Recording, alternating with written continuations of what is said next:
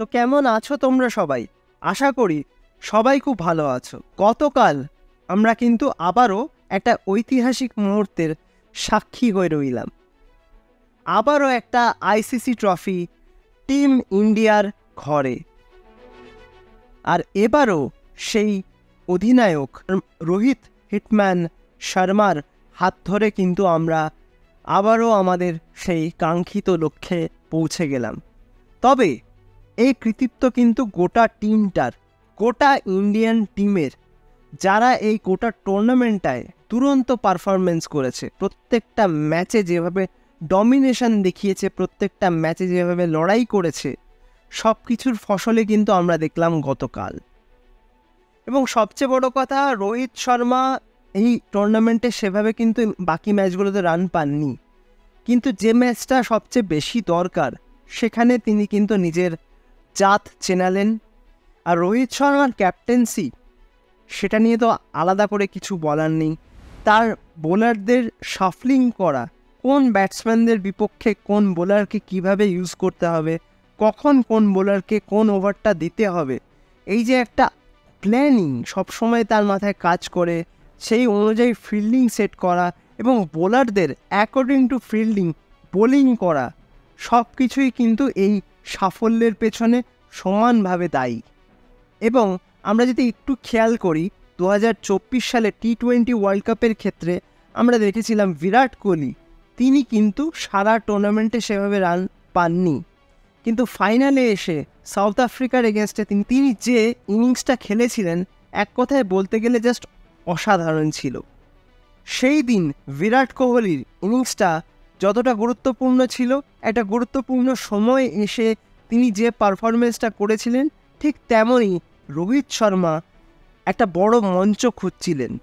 আর গতকাল হয়তো সেই মঞ্চটাই তিনি পেয়ে গিয়েছিলেন, যার ফলে এইরকম একটা সময়ে, একটা ফাইনালে নিউজিল্যান্ডের মতন টিমের এগেনস্টে, যারা সবসময় ভারতের কাছে একটা কঠিন প্রতিপক্ষ, তাদের সামনে যেভাবে একটা আক্রমণাত্মক শুরু করলেন, ওইখানেই যেন মনে হচ্ছিল যে হয়তো এই ম্যাচটা খুব সহজেই টিম ইন্ডিয়া জিতে যাবে। কিন্তু পরপর বেশ কিছু উইকেট একটু হলেও ছন্দটাকে নষ্ট করে। কিন্তু তাতে কি টিম ইন্ডিয়াকে রোখা যায়? যায় না। যারা এই টুর্নামেন্টে ভালো রান করেছে, ভালো ব্যাট করেছে, তারা কিন্তু এই ম্যাচে কুলদীপ যাদবকে পড়তে পারেননি, তারা কিন্তু বরুণ চক্রবর্তীকেও পড়তে পারছেন না। সুতরাং এই টিম ইন্ডিয়া কিন্তু একটা অন্য টিম ইন্ডিয়া, যারা বিপক্ষকে ডমিনেট করতে জানে, যারা বিপক্ষের চোখে চোখ রেখে কঠিন পরিস্থিতিতেও হাসতে হাসতে ম্যাচ বের করে আনতে জানে। তার ফলাফলটাই আমরা কিন্তু গতকালকের ম্যাচে দেখলাম। কিছু এক্স ফ্যাক্টর, যেমন বরুণ চক্রবর্তী, যেমন কুলদীপ যাদব, যেমন অক্ষর প্যাটেল বা রবীন্দ্র জাদেজা, এই এক্স ফ্যাক্টরদের কিন্তু সেভাবে কালকে পড়তে পারেনি নিউজিল্যান্ড ব্যাটাররা, যে কারণে প্রথম থেকেই কিন্তু তারা উইকেট হারাতে শুরু করে এবং স্পিনের কাছেই কার্যত আত্মসমর্পণ করেন তারা। সবচেয়ে গুরুত্বপূর্ণ বিষয় হলো, একটা দল যখন একটা বড় মঞ্চে গিয়ে পারফর্ম করে এবং সেখানে চ্যাম্পিয়ন হয়, তাদের মধ্যে একটা চ্যাম্পিয়ন মেন্টালিটি কিন্তু চলে আসে, যেটা আমরা গত 2024 সালে যে টি-20 ওয়ার্ল্ড কাপ হয়েছিল সেখানে দেখেছিলাম। সেই মেন্টালিটি নিয়েই কিন্তু তারা এবছরও একটা আইসিসি টুর্নামেন্ট খেলতে নেমেছে। তাদের প্রত্যেকের যে চ্যাম্পিয়ন মাইন্ডসেট, তাদের প্রত্যেকের যে একটা পজিটিভ ইন্টেন্ট, সেটাই যেন পার্থক্য গড়ে দেয়। এবং একটা দল তো একজনের ওপর নির্ভর করে চ্যাম্পিয়ন হয় না, একটা গোটা টিমের ইনভলভমেন্ট থাকে সেখানে। সেই রকম একটা জায়গায় দাঁড়িয়ে কালকের ম্যাচে প্রত্যেকে কিন্তু নিজের দায়িত্বটাকে পালন করেছে।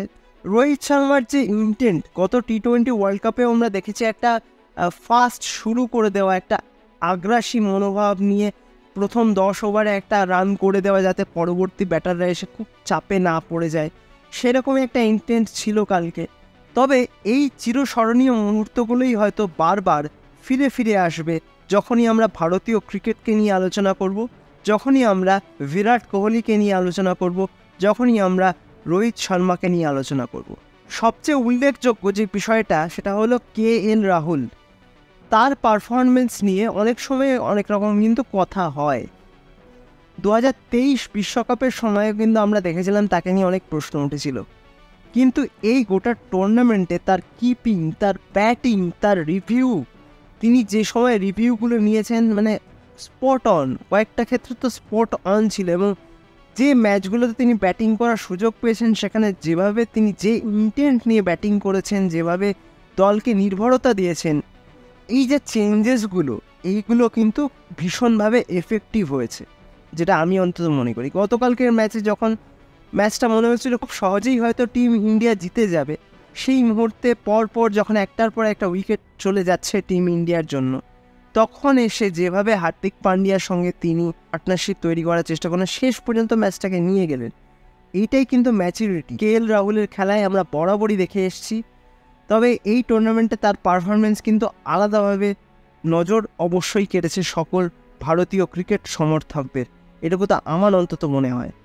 এই চিরস্মরণীয় মুহূর্তগুলোই বারবার যেন ফিরে ফিরে আসে ভারতীয় ক্রিকেটে, এটুকুই সবার প্রার্থনা। আজকের ভিডিওটা তোমাদের কেমন লাগলো অবশ্যই কিন্তু আমাকে কমেন্ট করে জানাতে ভুলো না। আর ভিডিওটা ভালো লাগলে লাইক, কমেন্ট, শেয়ার এবং সাবস্ক্রাইবটাও কিন্তু করতে একদম ভুলে যাবে না। নতুনভাবে আজকে তোমাদের সামনে উপস্থিত হলাম, জানি না কেমন লাগছে সেটাও কিন্তু অবশ্যই কমেন্ট করে জানিও। চেষ্টা করব এখন থেকে এইভাবেই তোমাদের সামনে উপস্থিত হওয়ার, এইভাবেই তোমাদেরকে নতুন নতুন আপডেট, নতুন নতুন স্পোর্টস নিউজ তোমাদের কাছে পৌঁছে দেওয়ার। তো যে সাপোর্টটা তোমরা করেছো এতদিন ধরে, আশা করি ভবিষ্যতে সেই সাপোর্টটা বজায় থাকবে। তো দেখা হবে তোমাদের সঙ্গে আবারও নতুন কোনো একটা দিন, নতুন কোনো একটা ভিডিওতে।